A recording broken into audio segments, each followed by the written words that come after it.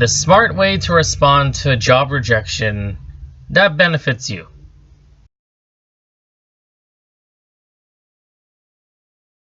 Job rejection can be one of the worst experiences we face in our working lives. Typically, job rejections happen after a long hiring process, one where you've sacrificed time, money, and energy to attend interviews, patiently waiting for a decision, and spent a great deal of time imagining yourself in the new potential role. When the phrase, "sorry, we've chosen to go on with another candidate," is uttered, it can sometimes be very difficult not to feel the world crashing down around you.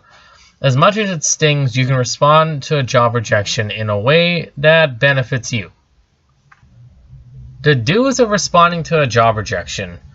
If you've had the unfortunate experience of receiving a job rejection, keep in mind the following list of do's and don'ts. Not only will they help you get over the pain of not being selected faster, but they'll also help you to be better prepared for the next round of interviews in which you can showcase yourself as the professional that you are. Act classy. I know this kind of sounds weird, but act classy, it helps. Responding graciously to a job rejection that comes your way is the most important thing you can do in this situation. Be happy, don't be sad, don't be angry. Just, put on your jacket, thank them for their time, go on with your life. I know, even though you can be hurt on the inside, do not forget that you're still a professional. You're still a working professional. Whether the correspondence occurs over phone or email, do not forget to address the hiring manager or human resources manager politely and thank them for considering you for the position. It's always helpful to ask them to keep you in mind for future opportunities, and if possible, briefly restate how you believe your knowledge and experience would be an asset to the company. Because you never know. You might get a call a couple months down the road saying, "Oh, we remember your interview from a while back and we actually want to try you out and see if you can fit this position that's similar." And you could still be looking for a job at the time, or you never know. Life happens. Ask questions. If you're fortunate enough to speak directly to the individual who's interviewed you, ask if they have a few moments to provide you with some feedback for the future. Feedback can always be helpful too. Some interviewers are comfortable answering straightforward questions such as, "Can you please elaborate why our candidate was better suited for the position than me?" Others, though, may not be allowed to disclose this kind of information. If possible, simply ask what you can do differently in the future to improve your chances of being hired for the company. You might be surprised to find out that you lack a certain skill set that they're looking for, that your education needs a little bit of tweaking, or that a specific answer in your interview concerned them.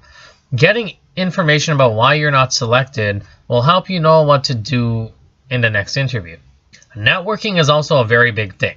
Although you didn't make the cut this time, you should continue making contacts within the company. As your interviewer or hiring manager, you can keep a hold of their contact information for future reference. Reach out to them after some time has passed and inquire about new opportunities coming up. Again, you never know what can happen. Networking is very key in any industry, and it helps you get your foot in a lot of doors. It's also important to remember that as you communicate back and forth with the contact, remind them of your eagerness for employment, the skills you possess that you feel benefit the company, and what you're working towards that make you even a more suitable candidate for a position than you were before. If you end up establishing a good relationship with someone within the company, ask them to keep you informed of open opportunities and you might be well suited for. Take a look at networking resources online if you're unsure how to establish this type of professional relationship. Networking helped me a lot too. I've worked in different industries. I've worked in food production, I've worked in culinary, retail, film and media, radio, and I've networked a lot throughout the years. It does help you too, even like not really job related, because let's say you're going to a place where you know people who work high up in the company, or someone who runs like the arena. If you're going to a sports game, maybe you get some free food, you get discount tickets. You never know. It doesn't hurt to meet people and build professional relationships. It can help you out. Make changes now. If the employer lets you know that a professional or educational shortcoming was behind their decision to choose another candidate, then you should take some steps to make yourself more competitive in the field. Right away. Don't diddly-daddle with that. When in doubt, you can always simply ask the hiring manager what qualifications you're missing, and they can point you in the right direction of supplemental coursework, degree programs, or areas of experience that you are missing on your resume. It's also important to learn from that experience. Just because you didn't end up with the job, it doesn't mean that the experience was a waste of time. Keep in mind all the valuable information you learned from the company during the hiring process. Maybe the individual interviewing you gave you a solid idea of what they're looking for in a candidate, or perhaps they seem most interested in a certain aspect of your background. All of this information is yours to use in a future interview with the same company or their competitor. Look at their competitors. Speaking of competitors, if you do not land a job within a company you had your heart set on, look to them. Often job descriptions will be the same for equal roles between the two companies, meaning you're most likely already qualified for a similar role elsewhere if you manage to get interviewed at your first choice. Since you already have been through the hiring process with one company, you'll be more prepared for another round of interviews with their competitor, an experience that may potentially help you get the jobs that you want. I actually never thought about doing that, looking for competitors.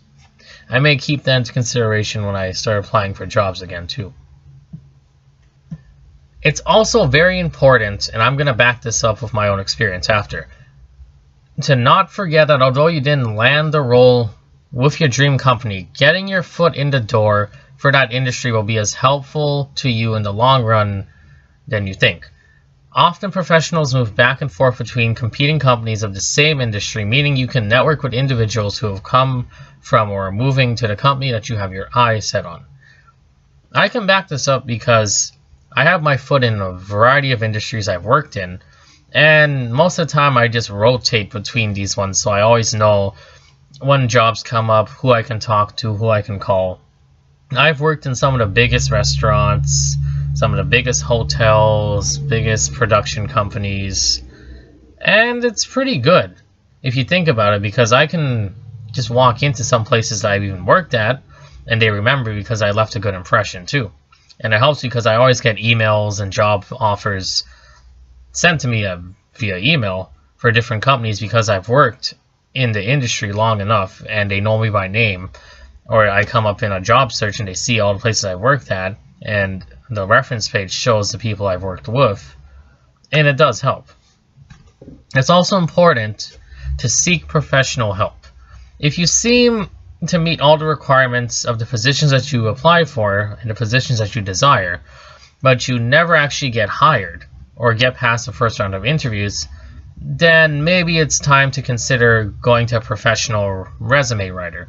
Take classes and talk to consultants who specialize in writing resumes and cover letters and also helping you tune your interview skills. This can help you out a lot, especially if you have social anxiety or any form of anxiety too. This can help you. The problem may be as simple as not selling yourself in the right way. Too many good professionals get looked over simply because their resume lacks important information, or they come off too quiet, or they come off too strong, or they come off too nervous during interviews. It's always good to have a balance. If a mental or emotional obstacle is standing in the way of your interview to success, then you can reach out to your doctor or a mental health counselor or psychiatrist. They can help. And as usual, I'll leave a link in the description below of some online counseling services that you can look into, and they can help you just as well as talking to someone face to face. It depends on your preference. Now, the do nots of responding to a job rejection. This is also pretty important too. When it comes to not being selected for a position, it's not always what you do that matters, but what you do not do that makes a difference, if that makes sense. Confront. If you're having a hard time finding out why the company rejected you and they're not willing to provide additional information to you about their selection process, do not seek out these answers yourself. Just to confront them and never demand answers from them. This is a quick way to get yourself disqualified from any future interviews with the company. You'll become blacklisted. Do not fight back. If a hiring manager or interviewer graciously gives you information about why you're not selected, never argue with them about their reasoning. For example, if they claim they couldn't offer you the job because you did not have enough experience with computers, don't try and impress them with all your computer knowledge randomly. That's bad. While they might be wrong, the responsibility to present yourself as the most qualified candidate for the job is yours. If you did not effectively communicate your experience in the subject area, that's not the interviewer's fault. That's your fault. Simply keep in mind for your next interview that you need to focus on proving how you're the best person for the potential job. Don't trash talk the company. I've kind of made this mistake a few times, but luckily for me it didn't come back to bite me. It depends. Since you didn't land your dream job, chances are you'll be interviewing at other companies until you find your next role. But in doing so, it's also important not to talk badly about the company that rejected you. Not only is it possible for an interviewer to know someone in that company, but it may also make you come across as petty and unprofessional. As a general rule of thumb, never talk badly about a past professional experience, company, or hiring process. The job interview should always focus on what you can bring to the table. Dwelling on the past experiences is never a good thing, it'll only show the hiring manager that you'd rather work with another company on their own, eliminating your chances of landing any job at all. At no point in the job search should you ever give up looking for other roles. Even when you're going through the hiring process with a company of your dreams, you should have applied to other similar positions because that's really the smart thing to do. If you skip this step, send out applications right away. Don't dilly-daddle on that. The longer it takes for you to get back in the game, the longer you'll possibly go without income, be unemployed, be depressed, be stressed, and the less impressed future hiring managers will be, especially if you're not currently working. And it's important to remember that the longer you go without a job, the bigger red flag it shows a hiring manager when considering taking you on for employment. You should never give up after a job rejection. Never give up on your career goals, your dreams, what you want in life, all because of a one job rejection. There's always another opportunity out there, always another company, and always another role that becomes available each day. You just have to keep the persistence and keep that motivation and keep applying. After you spend some time thinking about what you could do different, use that as fuel to pursue another role. Responding to a job rejection takes class and strength and pride, depending on your personality. It's very painful knowing that you're not selected for a role that matters to you. Luckily, when one door closes though, another one opens in its place. Don't waste any time when it comes to getting back out in the playing field. Remember the do's and the don'ts of job rejection, and you'll have no trouble landing a role shortly. The odds are in your favor. What are you going to do? With that being said, I thank you guys for tuning into this video, and I look forward to seeing you in the next one.